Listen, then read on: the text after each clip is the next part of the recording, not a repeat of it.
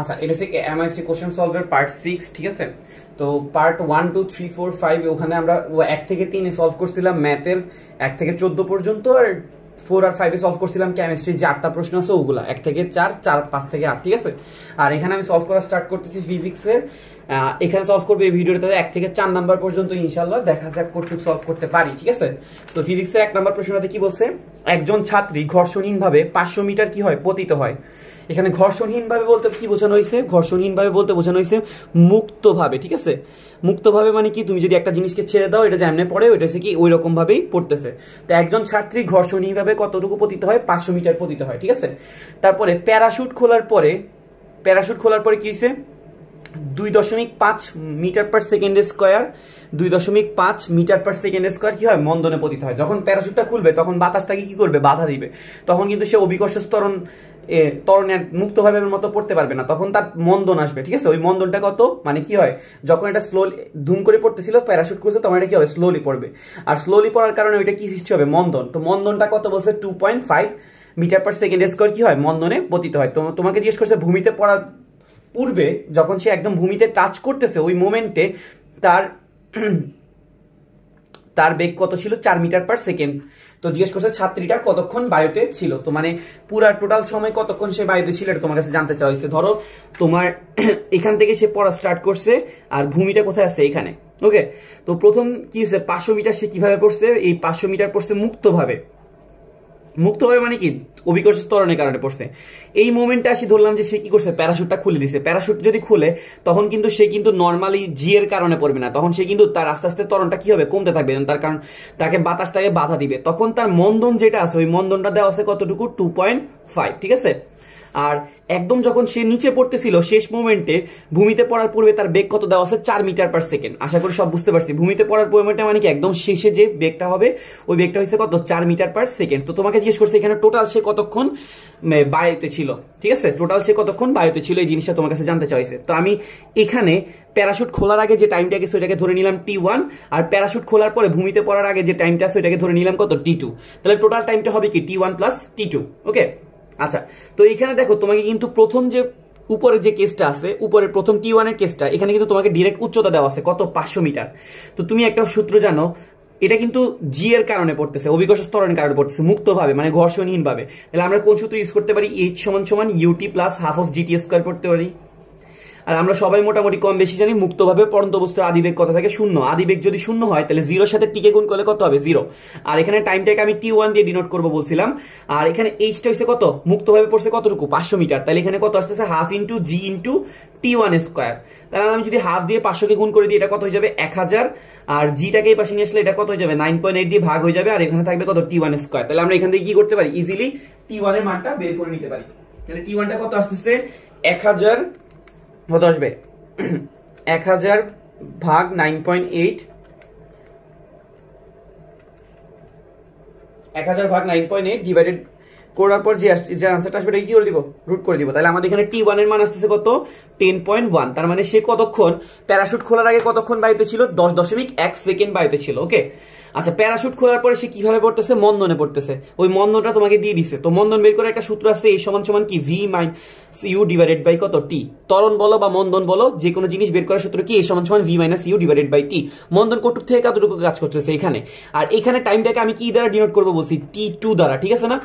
আচ্ছা, এখন হচ্ছে কি, এই যে সেকেন্ড যে কেসটা আছে, সেকেন্ড কেসে দেখতেছি শেষ বেগ কত, 4 মিটার পার সেকেন্ড।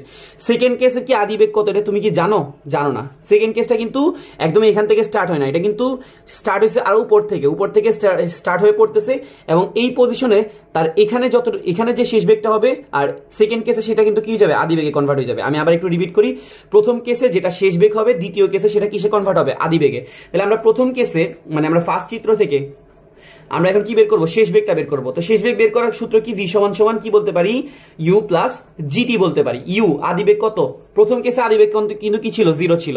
তাহলে এখান থেকে G এর মান কত, 9.8। এটার সাথে আমরা কি করব, টাইম যেটা পাইছি T1 এটা কি করে দিব, গুণ করে দিব। তাহলে গুণ করে দিলে আমাদের এখানে কত আসতেছে, 9.8 যদি গুণ করে দিই তাহলে এটা আসতেছে কত, 98.99। কত আসতেছে, 98.99। তাহলে আমরা শেষ বেগটা পাই গেলাম। প্রথম চিত্রে যেটা শেষ বেগ 98.99 সেটা কিন্তু দ্বিতীয় চিত্রে আদি বেগ হয়ে কনভার্ট হয়ে যাবে, তাই না। মানে এই মোমেন্টে যেটা প্রথম চিত্রের শেষ বেগ হবে ওইটা কিন্তু দ্বিতীয় চিত্রের কি হয়ে যাবে, আদি বেগ হয়ে যাবে, মানে দ্বিতীয় কেসটার আদি বেগ হয়ে যাবে। তাহলে আমরা বুঝতেছি দ্বিতীয় কেসের আদি বেগ কত হবে 98.99, আর দ্বিতীয় কেসের শেষ বেগ কিন্তু প্রশ্নে তোমাকে দিয়ে দিছে কত 4 মিটার পার সেকেন্ড। তাহলে তুমি এখানে মানটাকে বসাই দাও। আর মন্দন যেহেতু তুমি ত্বরণের মানটা কি প্লাস দিয়ে বসাবা নাকি মাইনাস দিয়ে বসাবা, মাইনাস দিয়ে বসাবা। তাহলে এখানে কত আসতেছে -2.5, মন্দন বলছিল 2.5, তাহলে আমরা এখানে ত্বরণের জায়গায় বসাবো -2.5। শেষ বেগ কত 4, আদি বেগ কত 98.99, আর এখানে টাইমটা হচ্ছে কত t2। এখান থেকে আমি ইজিলি কি করতে পারি, t2টাকে বের করে নিতে পারি। t2টা যদি বের করি কত আসে, 4 থেকে এটাকে বিয়োগ করব, এটাকে আমি -2.5 দিয়ে কি করে দিব, ভাগ করে দিব। ভাগ করার পর কত আসতেছে দেখতেছি 37.99। তাহলে আমরা এখানে কি পাই 37.99, এটাকে আমি কি লিখতে পারি চাইলে 38 লিখতে পারি। তাহলে টোটাল টাইম কত লাগছে, এখানে লাগছিল দেখতেছি 10.1 আর এখানে লাগছিল 38। তাহলে টোটাল টাইম কতটুকু লাগছে 38 প্লাস 10.1 যোগ করে দিলে কত আসে 48.1। তাহলে আমরা টোটাল কতটুকু টাইম লাগছে এটাও পাই যেতেছি, ঠিক আছে। তাহলে আমরা আশা করি সবাই বুঝতে পারছি। আমি যদি প্রথম থেকে বলি জিনিসটা কি হয়েছে, তোমাকে প্রশ্ন কি বলছে, একজন ছাত্রী ঘর্ষণহীন ভাবে 500 মিটার কি হয়েছে পতিত হয়েছে। তো প্যারাশুট খোলার পূর্বে তার মন্দন ছিল কত, প্যারাশুট খোলার পরে তার মন্দনটা কত হয়ে গেছে 2.5 মিটার পার সেকেন্ড স্কোয়ার। মন্দনে কি হয়েছে, সে নিচে পতিত হয়েছে। ভূমিতে পড়ার মোমেন্টে তার বেগ হয়েছিল কত 4 মিটার পার সেকেন্ড। তো ছাত্রীরা কতক্ষণ বায়ুতে ছিল, তো ধরলাম ঘর্ষণ মুক্তভাবে কতটুকু পড়ছে, এইটুকু পড়ছে। এরপরে প্যারাশুট খুলছে, এরপরে মন্দনে পতিত হয়েছে এবং ভূমিতে আসার মোমেন্টে তার বেগ কত ছিল 4 মিটার পার সেকেন্ড স্কোয়ার। তো এখান থেকে H = UT plus half of GT square দিয়ে T1টা বের করছি। এরপর সেকেন্ড চিত্রে মন্দন যেহেতু দেওয়া আছে, মন্দন বা ত্বরণের সূত্র দিয়ে আমরা কি বের করছি, t2 বের করছি। তো এখানে কিন্তু আদি বেগটা আমরা জানা ছিল না, তো আমরা প্রথম চিত্র থেকে শেষ বেগ বের করে ওইটা কিসের সমান লিখছি, দ্বিতীয় চিত্রের আদি বেগের সমান লিখে কি করছি টাইম t2টা বের করে নিছি। তো আশা করি সবাই বুঝতে পারছি। আচ্ছা, সেকেন্ড যে প্রশ্নটা আছে, সেকেন্ড প্রশ্নটা কি বলছে, একটা হিটারের গায়ে কি লেখা আছে 200 ভোল্টেজ 2400 ওয়াট লেখা আছে। তো হিটারটা দিয়ে 30 মিনিট পিৎজা গরম করতে গেলে কত টাকা খরচ হবে, ঠিক আছে। তো তোমাকে এখানে কি বলছে প্রশ্নটাতে, একটা হিটারের গায়ে কত লেখা আছে 200 ভোল্টেজ আর 2400 ওয়াট, হিটারটা দিয়ে 30 মিনিট তুমি কিছু একটা গরম করতেছো, ওইটা গরম করতে কত টাকা খরচ হবে। তো আমরা জানি যে বিদ্যুৎ বিলের যে অঙ্কগুলো আছে, ওই বিদ্যুৎ বিলের অঙ্কগুলো করার জন্য আমরা কি সূত্র ইউজ করি, আমরা কি করি কতটুকু শক্তি ব্যয় হয়েছে এটা বের করি, ঠিক আছে না। তো W = আমরা কি সূত্র জানি, PT। W = আমরা কি জানি, PT। আচ্ছা, তো আমরা শক্তি কোনো কিছু বিদ্যুৎ বিল বের করার সময় আমরা কি ইউজ করি, ব্যয়িত শক্তিটা বের করি। তো ব্যয়িত শক্তিটা কিভাবে বের করে, W = কি PT। আচ্ছা, P হচ্ছে কি ক্ষমতা, ক্ষমতার একটা সূত্র আছে, P = VI হইতে পারে, অথবা হইতে পারে কি I² R হইতে পারে, অথবা হইতে পারে কি V²/R, ঠিক আছে। ক্ষমতা বের করে কি সূত্র আছে, VI আছে, অথবা I² আছে, অথবা V²/R আছে। তো তোমাকে এখানে কি কি দেওয়া আছে দেখো তো, 220 ভোল্টেজ দেওয়া আছে, আর কি দেওয়া আছে 2400 ওয়াট দেওয়া আছে, তাই না। তো তোমাকে ডাইরেক্ট ক্ষমতাটা দেওয়া আছে কত 2400 ওয়াট। W = PT, আমার এখানে কিন্তু ডাইরেক্ট ক্ষমতায় দেওয়া আছে কত 2400 ওয়াট। আর কতটুকু টাইম ইউজ করছে এটা তোমাকে দিয়ে দিছে, কতটুকু টাইম দিছে 30 মিনিট, ঠিক আছে। তো টাইম কতটুকু দেওয়া আছে, T = কত 30 মিনিট। তো আমরা মিনিট থেকে সেকেন্ডে ব্যাক করে কিভাবে, মিনিট থেকে সেকেন্ডে কেমনে বেক করে, তো আমরা জানি যে 30টা কি করা লাগবে। আচ্ছা, তুমি যদি মিনিট থেকে না সেকেন্ডে না যাও, ঘন্টায় চলে যাও, কেন, কারণ হচ্ছে তুমি যে কোন এককে আনসারটাকে বের করবা, এখানে কিন্তু তোমার কাছে বলছে প্রতি ইউনিট বিদ্যুৎ বিল কত টাকা 10 টাকা। তাহলে তোমার কিসে যাইতে হবে, ব্যয়িত শক্তি থেকে ইউনিটে যাইতে হবে। আর 1 ইউনিট মানে কি জানো, 1 ইউনিট মানে হচ্ছে 1 কিলোওয়াট আওয়ার। 1 ইউনিট মানে কি 1 কিলোওয়াট আওয়ার। 1 কিলোওয়াট আওয়ারকে কি বলে, 1 ইউনিট বলে। তাহলে এখন দেখো আমার কাছে ক্ষমতাটা দেওয়া আছে কত 2400 ওয়াট। আমি এখানে একটা পুরাটুকু লিখি, W = কি PT। PT এর ওখানে আছে 2400, এটা কিসে আছে, কোন এককে আছে, ওয়াট। তাহলে এই ওয়াটটাকে যদি তুমি কিলোওয়াটে কনভার্ট করতে চাও, তাহলে 1000 কি গুণ করবা নাকি 1000 ভাগ করবা, 1000 ভাগ করে দিবা, তাহলে এটা কিসে কনভার্ট হয়ে যাবে, কিলোওয়াটে। এবার বাকি হচ্ছে কত টাইম, এই টাইমটা দেখতেছি আমার কিসে আছে 30 মিনিটে আছে। তো আমার তো এটা কিসে যাওয়া লাগবে, আওয়ারে যাওয়া লাগবে। তো 30 মিনিট থেকে আওয়ারে যেতে হলে কি করা লাগবে, 60 দিয়ে ভাগ করে দেওয়া লাগবে। তাহলে এটা কত হয়ে যাবে, ইনটু কত 30 ডিভাইডেড বাই কত আসবে 60, এটা কিসে কনভার্ট হয়ে গেছে, আওয়ারে। তাহলে বাকি রইল কত দেখো তো, 30 আর 60 কাটলে কত আসে 2, আর যদি আমি এখানে 0000 কাটি, 2 আর 24 কাটলে কত আসে 12, 12কে 10 দ্বারা ভাগ করে দিলে কত আসে 1.2 কিলোওয়াট আওয়ার। এই 1.2 কিলোওয়াট আওয়ারকে আমরা কি বলতে পারি, 1.2 ইউনিট।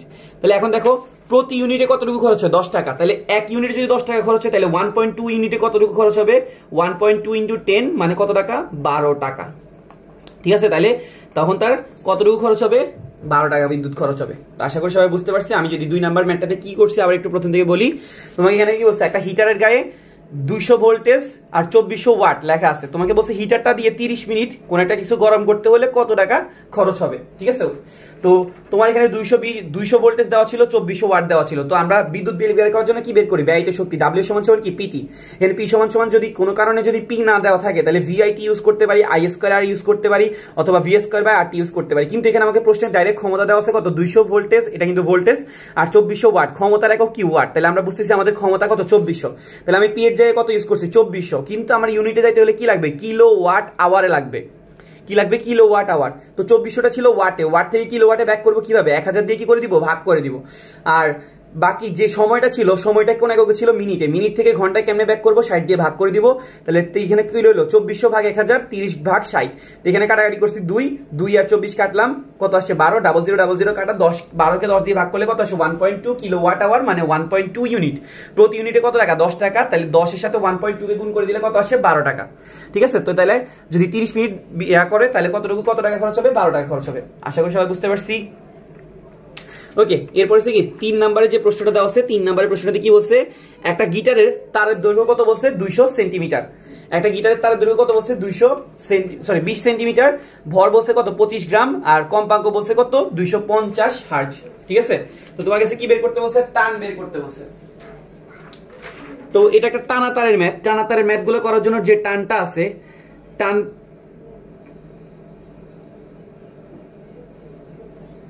টানা তারের ম্যাথগুলো করার জন্য আমাদের যে সূত্রটা আছে, ওই সূত্রটা কি?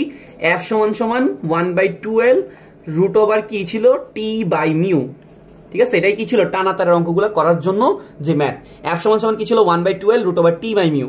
এখানে এফ এর পরিচয় কি? তোমার যে কম্পাঙ্কটা হবে ওইটা হচ্ছে কি আমাদের এফ। এলটা হচ্ছে কি? তারের দৈর্ঘ্য। এল হচ্ছে কি? তারের দৈর্ঘ্য। আর টি হচ্ছে কি? তারের টান। আর মিউ হচ্ছে কি? মিউ এর পরিচয়টা মনে থাকে না নরমালি। মিউ হচ্ছে কি? একক দৈর্ঘ্যের ভর। মিউ কি জিনিস? একক দৈর্ঘ্যের ভর। ঠিক আছে? তো এখন আমি মিউর জায়গায় কি লিখবো? দেখো তো আমার কাছে কিন্তু কম্পাঙ্ক ডিরেক্ট দেওয়া আছে 250 হার্জ, দৈর্ঘ্য দেওয়া আছে কত? 20 সেন্টিমিটার। তো ভর দেওয়া আছে কত? 25 গ্রাম। কিন্তু আমার কাছে কি বের করতে বলছে? টান বের করতে বলছে। তো আমার এখানে কি লাগবে? মিউটা লাগবে, তাই না? এখন হচ্ছে কি মেইন টার্গেট হচ্ছে মিউটা বের করা। মিউ মানে কি? একক দৈর্ঘ্যের ভর। আচ্ছা, এখানে মিউ এর পরিচয় কি? একক দৈর্ঘ্যের ভর। ওকে, আচ্ছা তোমাকে যদি কেউ বলে এম দৈর্ঘ্যের ভর, সরি এল দৈর্ঘ্যের ভর হচ্ছে কত? এম, তাহলে একক দৈর্ঘ্যের ভর কত হবে? M by L. ঠিক আছে? কেউ যদি বলে যে এল দৈর্ঘ্যের ভর কত? এম, মানে একক দৈর্ঘ্যের ভর, তাহলে কত হবে? M by L. তাহলে আমরা মিউ সূত্রটা কি লিখতে পারি? M by L. তাহলে মিউ সমান সমান কি লেখা যাবে? M by L. আচ্ছা, তাহলে আমরা এখান থেকে কি বের করবো? আমাদের মেইন টার্গেট হচ্ছে প্রশ্ন আমার কাছে কি জানতে চাইছে? টানটা, টানা তারের যে টানটা আছে ওই টানটা জানতে বের করতে বসে। তো এফ এর মান তোমাকে এখানে কি দেওয়া আছে? দেখো তো, এফ দেওয়া আছে কত? 250 হার্জ। ঠিক আছে? আর এল, এল এর দৈর্ঘ্যটা কত দেওয়া আছে? 20 সেন্টিমিটার। ঠিক আছে? তো যেহেতু এটা তোমার সিজিএস এককে আছে, মানে সেন্টিমিটারে আছে, তুমি এটাকে মিটারে কনভার্ট করবে কিভাবে? 20কে কি করে দিবা? 20টাকে 100 দ্বারা ভাগ করে দিবা। তাহলে এটা কিসে কনভার্ট হয়ে যাবে? মিটারে। তার মানে 0.2 মিটার। ওকে, আর তোমার যে ভরটা আছে এই ভরটা কোন এককে আছে? গ্রামে এককে। তাহলে তুমি ভরটাকে কিসে কনভার্ট করে নাও? কেজিতে কনভার্ট করে নাও। 25কে তুমি কি করবা? 1000 দিয়ে ভাগ করে দিবা। তাহলে এটা কত হয়ে যাবে? 0.025 কেজি। এবার তুমি জাস্ট এখানে সূত্রের মধ্যে মান বসে দাও। তাহলে কি সূত্র ছিল? এফ সমান সমান 1/12 রুট ওভার কি? টি বাই মিউ। এখন মিউর জায়গায় আমরা কি ইউজ করবো? মিউ জানি যে হচ্ছে কি? একক দৈর্ঘ্যের ভর, মানে আমি কি লিখতে পারি? M by L. ঠিক আছে? তাহলে এখানে কি আসে? এফ এর মান দেওয়া আছে কত? 250 হার্জ। 1/2 ইন্টু এল এর মান আমরা দেখতেছি 0.2, আর এখানে একটা রুট ওভার টি আছে। মিউ, মিউর জায়গায় কি লিখতে পারি? M by L. ঠিক আছে? এম এর মান কত? আমরা দেখতেছি 0.025, আর এল এর মান আমরা কত পাইছি? 0.2। এখান থেকে আমরা কি বের করে নিব? জাস্ট টিটা বের করে নিব। তাহলে আমরা এটাকে এই পাশে নিয়ে গুণ করে দিব। 250 এর সাথে কত গুণ করব? 2 গুণ 0.2। ঠিক আছে? গুণ করার পর রুটটাকে এই পাশে নিয়ে আসলে কি যাবে? স্কয়ার হয়ে যাবে, তাই না? স্কয়ার হয়ে যাবে। আর বাকি যে পার্টটা আছে, টিটা এই পাশে যেহেতু আছে, এটাকে এই পাশে নিয়ে আসলে ভাগ ছিল, গুণ আকারে চলে আসবে। তাহলে গুণ আকারে উপরে আসবে কত? 0.025, আর নিচে আসবে কত? 0.2। তাহলে এখানে কত আসতেছে? টানা তারের যে টানটা আছে এটা আসতেছে কত? 1250। আশা করি সবাই বুঝতে পারছি। আচ্ছা, আমি যদি প্রথম থেকে বলি কি করছি, আর টানের একক কি হবে? নিউটন। ঠিক আছে? টান এক প্রকার বল।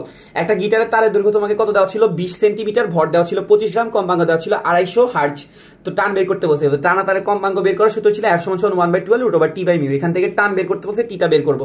মিউ এর পরিচয় ছিল একক দৈর্ঘ্যের ভর। তো এম দৈর্ঘ্যের ভর যদি এল হয় তাহলে একক দৈর্ঘ্যের ভর, সরি এল দৈর্ঘ্যের ভর যদি এম হয় তাহলে একক দৈর্ঘ্যের ভর কত হবে? M by L. ঠিক আছে? একক দৈর্ঘ্যের ভর কত হবে? M by L. তো পরে কি করছি? জাস্ট মান বসেছি, আনসার বের হয়ে গেছে। আচ্ছা, এরপরে 4 নাম্বার ম্যাথটাতে কি বলছে? 4 নাম্বার ম্যাথটাতে বলছে পারদের ওজন কত দেওয়া আছে? 22। ঠিক আছে? আর 100°C তাপমাত্রায় প্রতি অণুর কি বের করতে বলছে, সিআরএমএসটা বের করতে বলছে। তো সিআরএমএস বের করার যে সূত্রটা আছে, মানে মূল গড় বর্গবেগ, এই সিআরএমএস বের করার সূত্রটা কি, √3RT ডিভাইডেড বাই কি m। সিআরএমএস বের করার সূত্রটা কি, √3RT ডিভাইডেড বাই m। এটা দিয়ে আমরা কি করি, সিআরএমএসটা বের করি। তুমি চাইলে আরেকটা সূত্র ইউজ করতে পারো, √3kT বাই স্মল m, এটা দিয়ে ইউজ করতে পারো। এখানে বড় হাতের m দ্বারা কি ইউজ করবা, আণবিক ভর ইউজ করবা, আর এখানে ছোট হাতের m দ্বারা একটা অণুর ভর ইউজ করবা, ঠিক আছে। এখানে কে হচ্ছে বোলটজম্যান কনস্ট্যান্ট, যেটার মান হচ্ছে 1.38 × 10⁻⁻23, আর এখানে r এর মান হচ্ছে কত, 8.314। তো তুমি এই সূত্র দিয়ে করতে পারো, এই সূত্র দিয়ে করতে পারো, কোনো সমস্যা না। আচ্ছা, এখন কথা হচ্ছে এখানে ওজনটা কেন দিছে, ওজনটা জাস্ট কনফিউজ করার জন্য দিছে, ওখানে ওজনের কোনো কাজে নাই। তাহলে এখানে দেখো, এখানে r এর পরিচয় কি বললাম, যেটা আছে 8.314। 3 হচ্ছে কি টেম্পারেচার, টেম্পারেচার কত দেওয়া আছে, 100°C তাপমাত্রা। এটাকে তুমি যদি কেলভিনে নাও কত করে দিবা, 273 যোগ করে দিবা, তাহলে এটা কত হয়ে যাবে, 373 কেলভিন। আর m এর পরিচয় কি, আণবিক ভর। আণবিক ভরটা কোন এককে থাকবে, অবশ্যই কেজি এককে রাখা লাগবে। এই আণবিক ভরটাকে কোন এককে রাখা লাগবে, কেজি এককে। এখন কথা সেখানে কার আণবিক ভর ইউজ করবা, এখানে দেখো পারদের কথা বলছে, পারদের আণবিক ভর কত, পারদের আণবিক ভর কত, মার্কারির আণবিক ভর হইতেছে, মানে পারদের আণবিক ভর হচ্ছে কত, 200 গ্রাম, ঠিক আছে। তো তুমি 200 গ্রাম থেকে তোমাকে বলছি এই যে এমটা আছে, এই এম এর স্পেশালিটি হচ্ছে কি, এটাকে সবসময় কেজিতে রাখা লাগবে। তুমি 200 কি করবা, 1000 দিয়ে কি করে দিবা, ভাগ করে দিবা, তাহলে এটা কিসে হয়ে যাবে, কেজিতে হয়ে যাবে। তো 0000 কাটা 2 কে 10 দ্বারা ভাগ করে দিলে কত আসবে, 0.2। তাহলে আণবিক ভরটা হচ্ছে কত, 0.2 কেজি। তাহলে √3RT বাই m, 3 × r এর মানটা কত, 8.314। টি টেম্পারেচারটা হচ্ছে কত, 373, আর m হচ্ছে আণবিক ভর, আণবিক ভরটা হচ্ছে কত, 0.2। জাস্ট মান বসিয়ে দিলে নরমাল, ঠিক আছে। তাহলে কি আসছে, 3 × 8.314 ইনটু কত, 373 ডিভাইডেড বাই কত হবে, 0.2। দেওয়ার পরে কি করবা, রুট করে দিবা,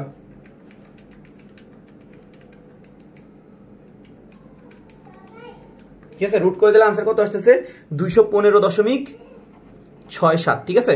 এটা কিন্তু অনেকে ভুলে যায় যে এখানে এটাকে কিসে রাখতে হবে, কেজিতে রাখতে হবে। অনেকে কি করে দিবে, 200 গ্রাম দিয়ে ম্যাথ করে দিবে, কিন্তু এখানে অবশ্যই সিআরএমএস বের করার সময় এটা এসআই এককে রাখতে হবে, ঠিক আছে। এসআই এককে ভরের একক কোনটা, কেজি, ঠিক আছে। তো আমি যদি প্রথম থেকে বলি, কি করছি, পারদের ওজন দেওয়া আছে কত, 22। এখানে এককটা প্রশ্নই দেওয়া ছিল না, মেবি নিউটন হবে।